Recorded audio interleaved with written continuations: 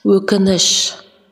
Далада күн жарқырап, жаз болып тұрғанымен Фариданың өкпесі аузына тығылғандай дем жетіспей, өн бойы өзгеріске түсіп, жаны жаурап тұр. Қазір ғана сот 8 жылға бас бостандығынан айырып, түрмеге қамауға шешім шығарды. 2 қолына кісен салынып, 2 солдат сот залынан Фариданы жетектеп шығып кетті. Есінен айырылып, бүкіл былығы, өмірі көз алдынан тізбектеліп өтіп жатып, түрмеге қалай жетіп қалғанын аңғармады.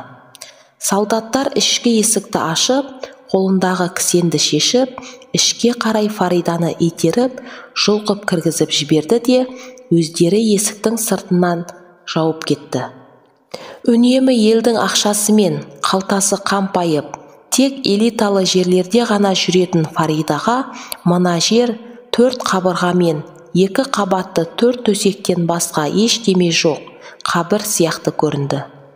Жаңа жұлқып кіргізіп жібергенде, соңғы кезде дұрыстап тойып тамақ жей алмай жүрген әлсіздігінен қисайып барып жерге отырып қалған болатын.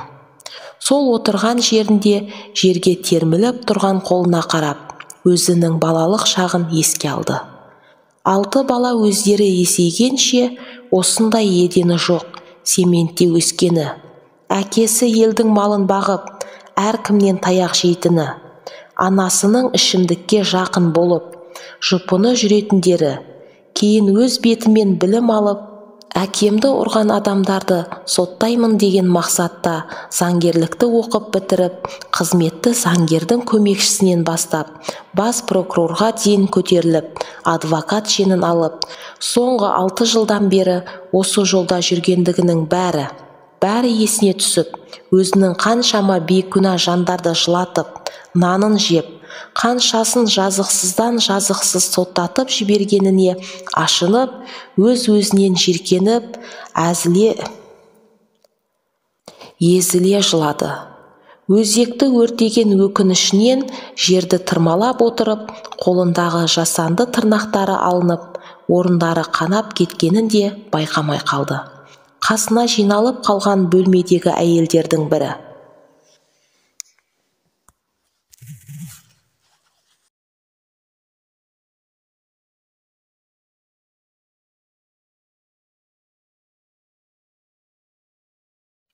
«Сен де байқамай адам өлтіріп түстің бе?»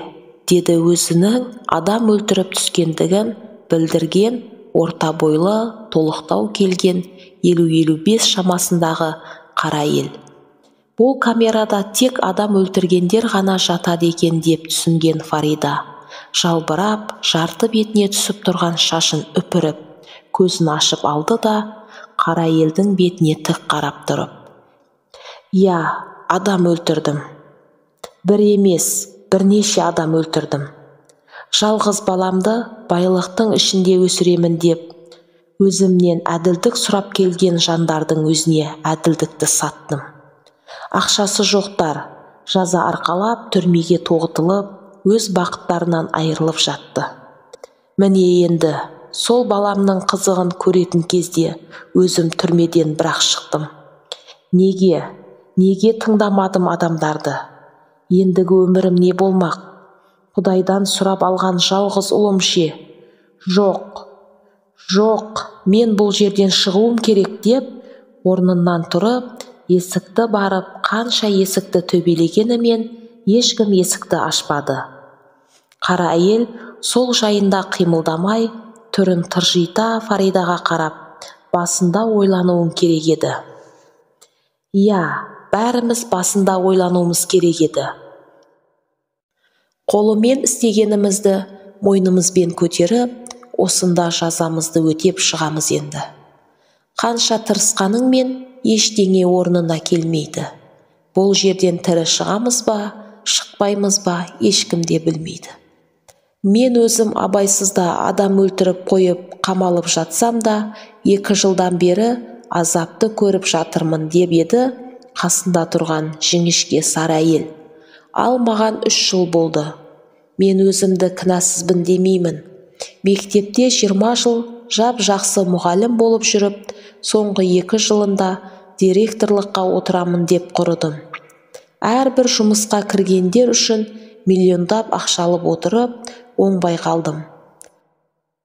Жаңа түскен келінімді жұмысқа кіргіземін. Қанша болса да аямай беремін. Балаларым жұмысқа тұрып, өз-өздерімен болып кетсе болды деп, алдын ала қол астымдағы бір мұғаліммен сөйлесіп жүрген адамды кабинетімде қабылдап, өзінің сөзіне сүйеніп, аузымды толтырып, 2 миллионды бір-ақ айттым. Ақшаны санап алып жатқан жерімнен қолыма кісен салынды. Сөйтсем ол кісі КНБ-ның адамы болып шықты. Өлетін адам молаға қарай жүгіреді дегендей, дүниеге құнығу да мола екен ғой. Өкінемін, амал қанша өкірсем де ештеңе өзгермейді. Туған туыстар, бала шағаның бетіне қарауға бет жоқ. Осы жақта өле салсам ба деп жүрмін. Дей бергенде қарама қарсы тұрған жап-жас 25-30 шамасындағы қыз: "Жоқ әпке, өлім дегенді айтпаңыз. Біз әлі бұл жерден аман шығып, бақытты күн кешеміз", деді де басын сәл төмен қаратып, өз ісінен ұялғандай имене қарап: "Я, тірі шығамыз. Мен ешқандай пара алып, ешкімді өлтірген жоқпын. Медицина саласы бойынша диплом сатып алып, жұмысқа кіріп, әкемнің ақшасының арқасында бір участоктың терапевті болып істеп жүріп, науқастарға тегін берілетін дәрі-дәрмектің бәрін сатып келгенмін 5 жыл бойы. Халық үстімнен шағымданған кезде әкемнің ақшасы да құтқара алмай қалды. 1-2 адамнан шағым түссе құтылып кетуі мүмкін еді. Халық көтерілсе, әділдік орнайды екен. Өзім жақында ғана тұрмысқа шығып едім. Бұл жерге түскеніме де 1 жылдан асты. Жолдасым да тастап кетті", деді, басын жоғары жақта орнатылған кішкене ғана терезеге күрсіне бұрып. Бағанадан жоғарғы жақтағы төсектің үстіңгі жағында басын салбыратып отырған, жасы пенсия жасына жақындап қалған, ірі денелі, әдеміден келгенімен жүзінде аздап салқындығы бар. Оң жағындағы көзінің астында ерекшеленіп, бірден көзге түсетін кішірек қалы бар әйел басын көтеріп: "Халық дейсің бе? Дұрыс айтасың. Халық көтерілсе, алынбайтын қамал жоқ. 20 жыл әр аудандық сотта судья болып қызмет еттім. Мен де астымдағы тақты әкемнің тағындай көріп, қызметтік шенімді пайдаланып, ойыма келген тірлігімнің бәрін ойдағыдай атқарып келдім. Соңында бір дөкейдің сөзіне сеніп, бір көп балалы жанұяны көшеге тентіретіп жіберейін дедім. Маған бұлар ешкімі жоқ қарт кісіні алдап, мирасхат жаздырып алып, қартты қолдан өлтіріп, пәтерін тартып алды. Оларға біреу көмектескен болу керек, істерін әдемі жасаған. Негізі туысы бар ол қарттың. Сол туыстарына қалайда алып беретін болып шешіп, қомақты ақша алып алайық. Қарттың туысы қанша болса да береміз деп отыр. Шешіп берсеңдер болды" деген соң, досыма сеніп, қарттың туыстарымыз деп өздерін таныстырған арызданушылардың арыздарын қанағаттандырып беріп едім. Сөйтсем сенген досым барлық тірлікті өзі әдемілеп жасап, өзі алып алмақшы болған екен ол пәтерді. Жаңағы туыстарымыз деген адамдар мүлде бөтен болып шықты. Далада қалмақшы болған ол көп балалы жанұя әділдікке жетеміз деп, қолдарынан келгеннің бәрін жасап, соңында мен де, досым да түрмеден бірақ шықтық. Мені алдаған досым ер адам болатын.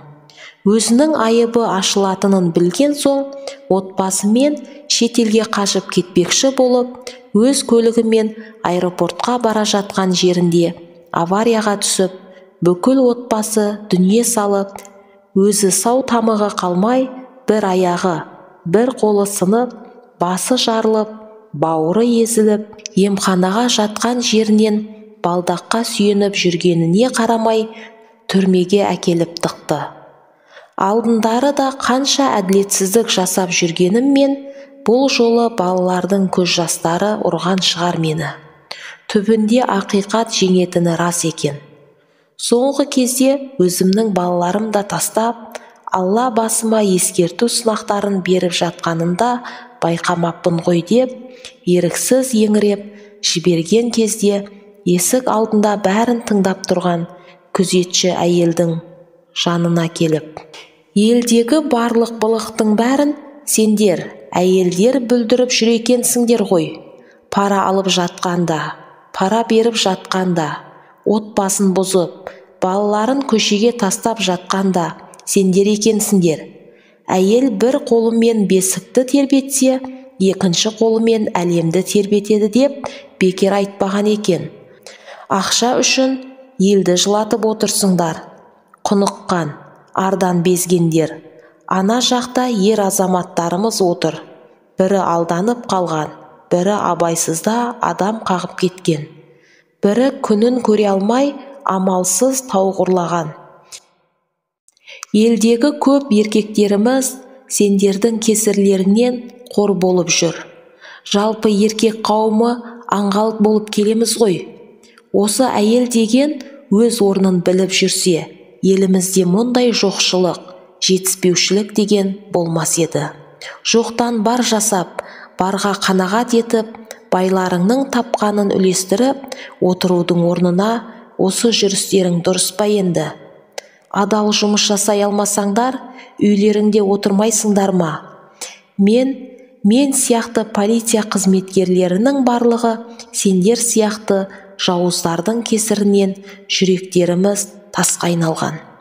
Кейде осындағы әйелдерді аяусыз ұрып қоятыным да жасырын емес.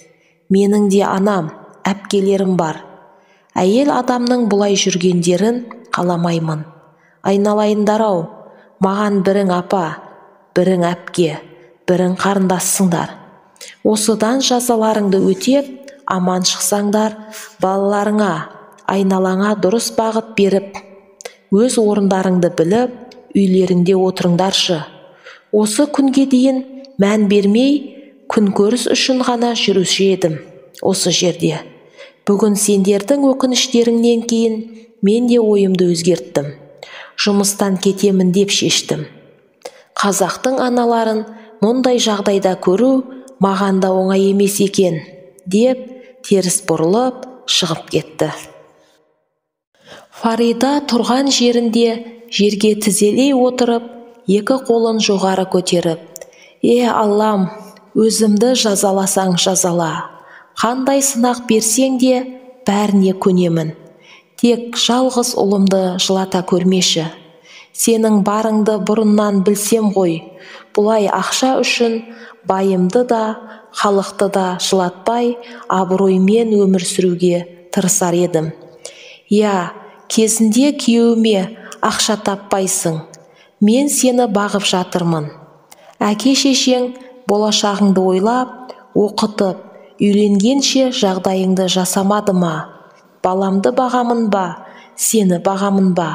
Қалай күн көрсең, солай күн көр. Көшеде тентіреп кетесің бе?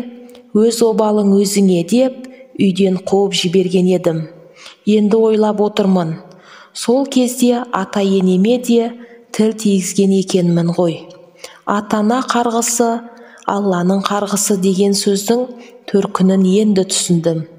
Кімге не тілесең, не істесең, өз басыңа еселеп қайтатыны да рас екен. Аллам, мына жерден шығара көрші. Енді қайтып, ешкімді жылатпаймын. Мейірімді ана болып, адал адам болып өмір сүруге уәде беремін деп, басын жерге төбелеп, тағы да еріксіз жылай кетті.